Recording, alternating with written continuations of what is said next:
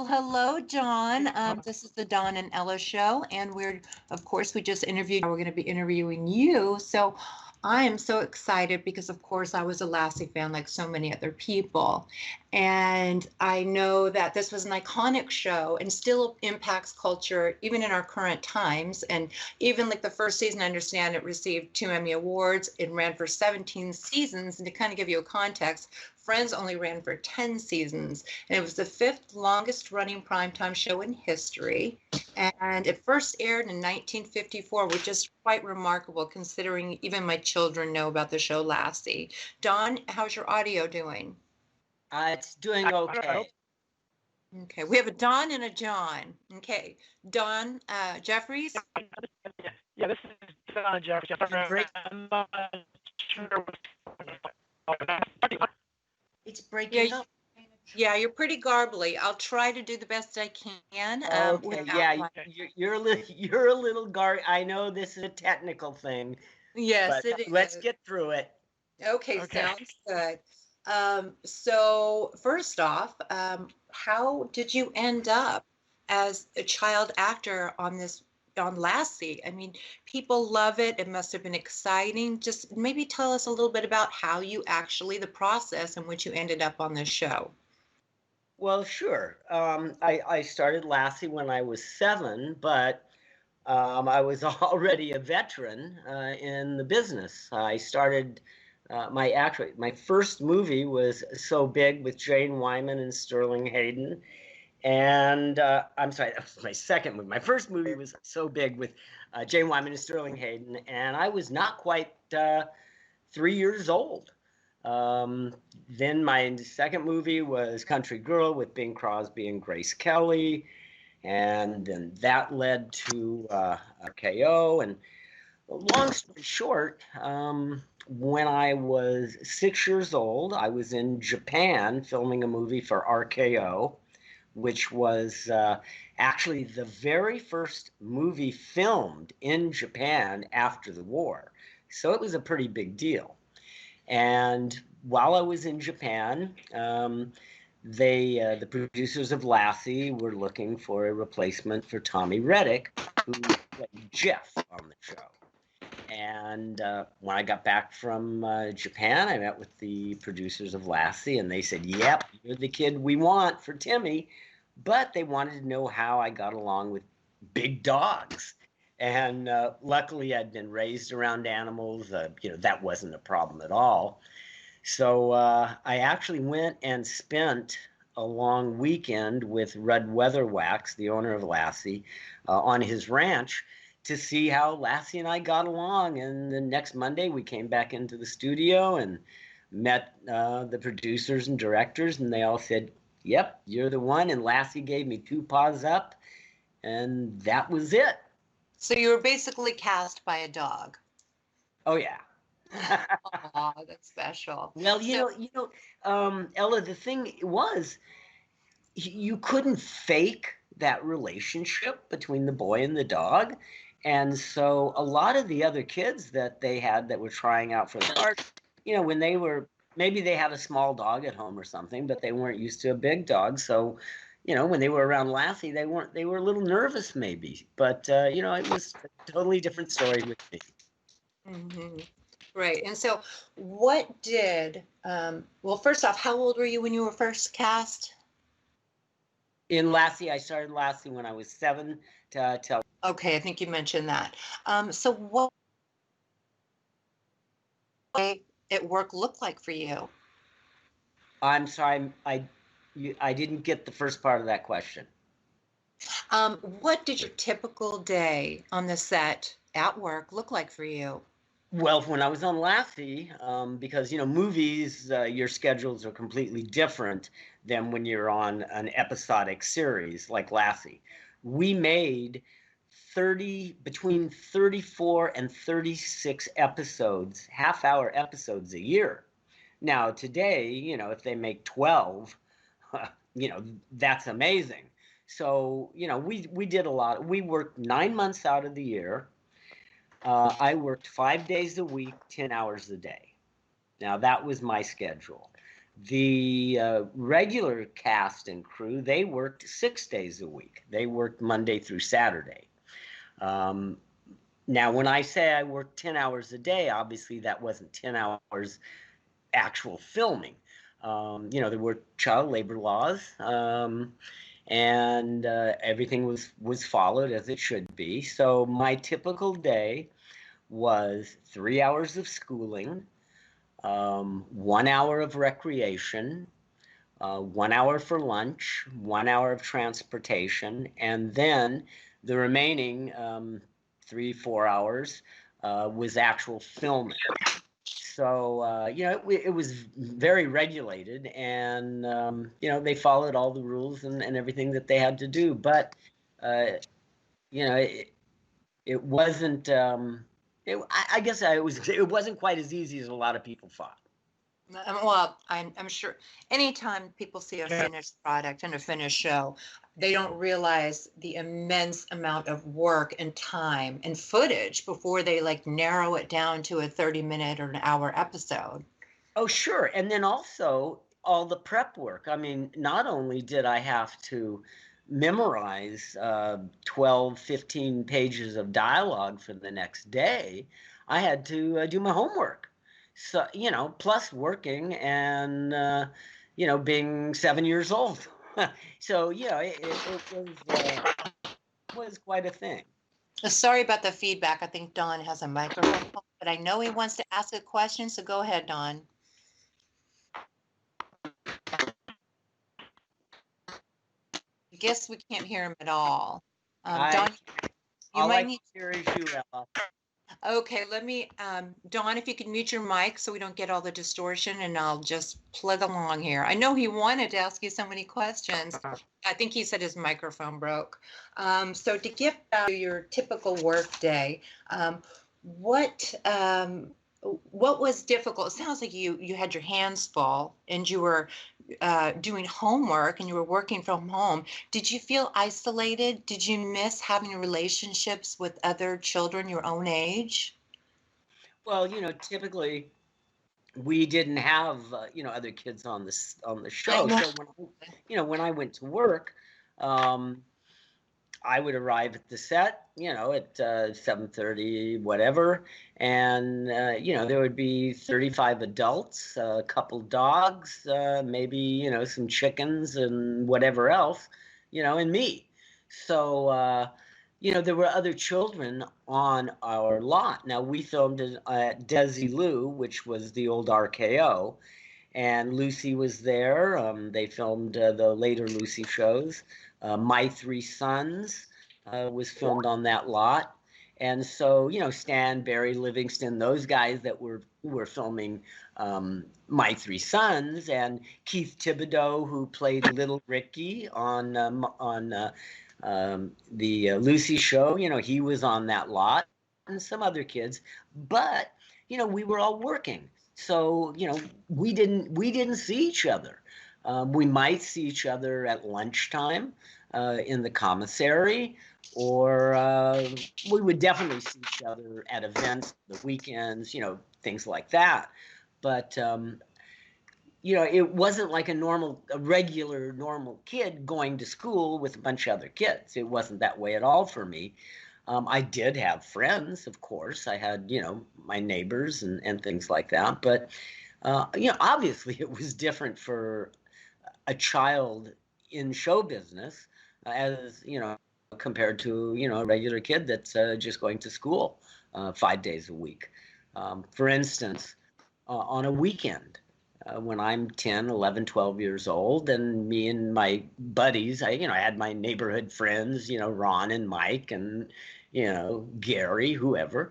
If we wanted to go to a matinee, the other kids there would look and they say, "Oh my God, that's Timmy from Lassie.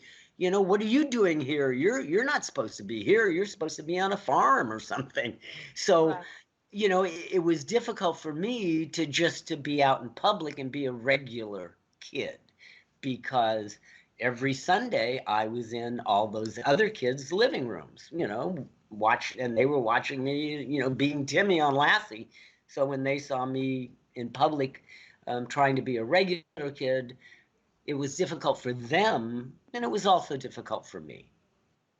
Hey, there are people out there who may have been living under a rock or still lives under a rock. I'm going to give a quick synopsis about the show. So basically, the show was so beloved, and the show's first 10 seasons followed Lassie, and this was a collie, a beautiful dog, that adventures in a fictional small farming community. And 11-year-old Jeff Miller, his mother Ellen, and his grandfather are Lassie's first human companions until 7-year-old Timmy Martin and his adoptive parents take over in the fourth season. A multi-part episode was edited into the feature film, Lassie's Great Adventures, and released in August 1963.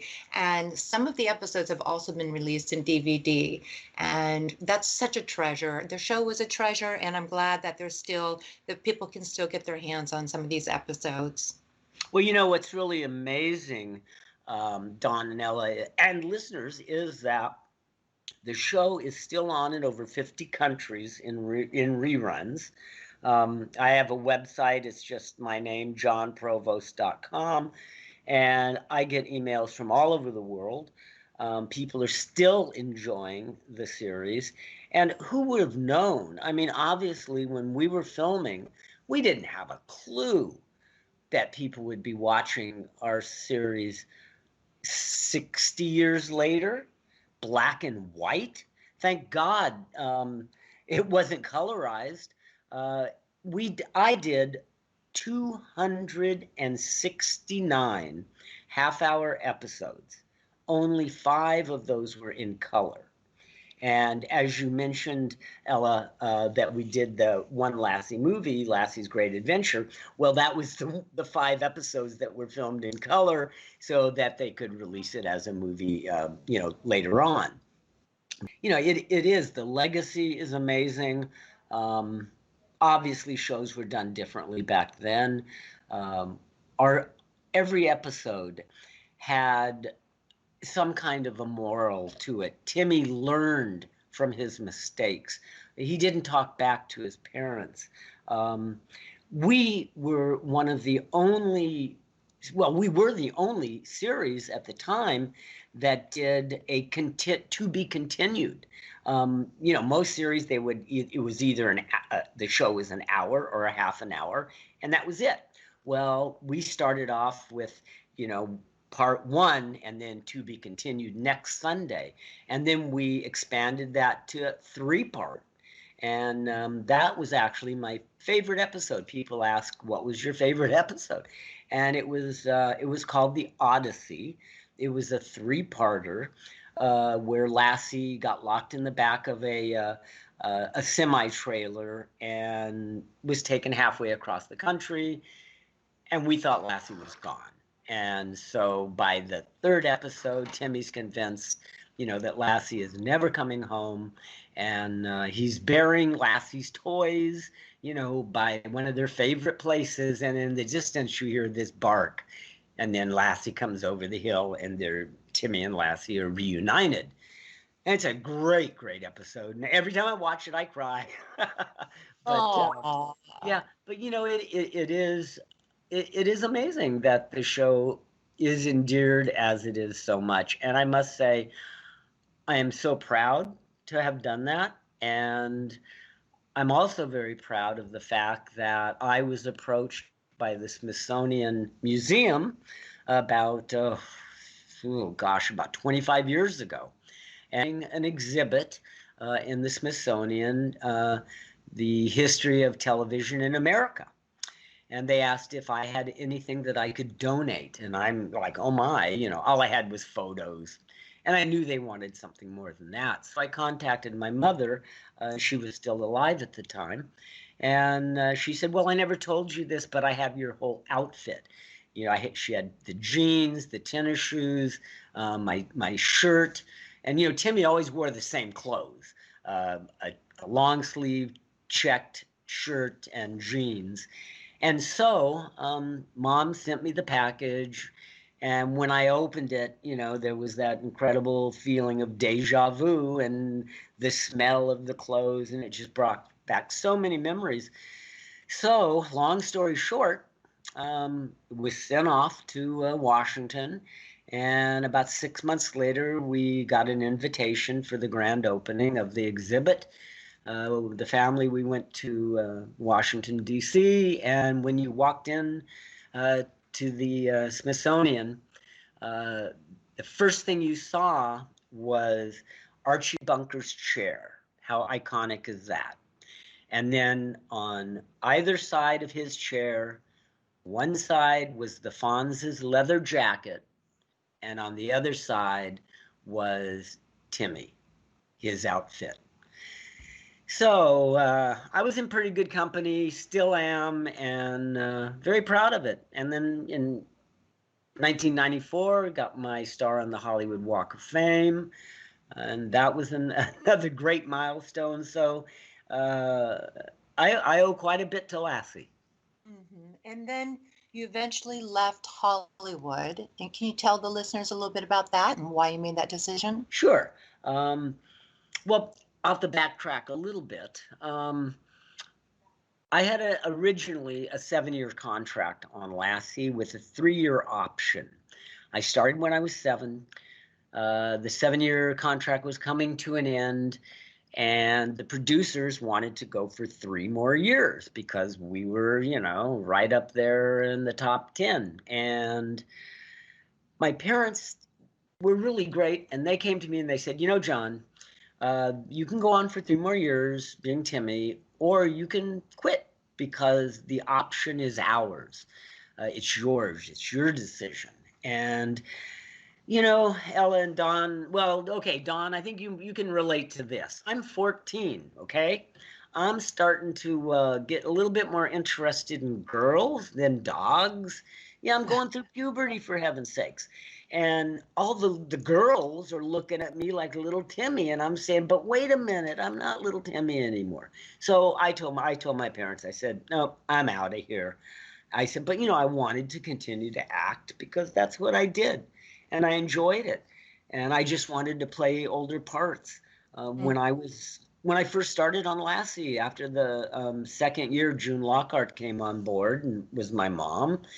And after about 6 months, she pulled me aside and she says, Jon, she goes, you're a young man, you're a child, and you're an actor. She goes, I'm a young adult, she said, but I started as a child. And she said, when I get older, I'm going to play an old adult. And when you get older, that's what you're going to do. So I thought that was pretty good. So I said, Mom and Dad, I want to continue working. So I did. I quit Lassie. I did. Oh, funny thing here, I actually went and started working. So I went from the smartest dog to the smartest horse.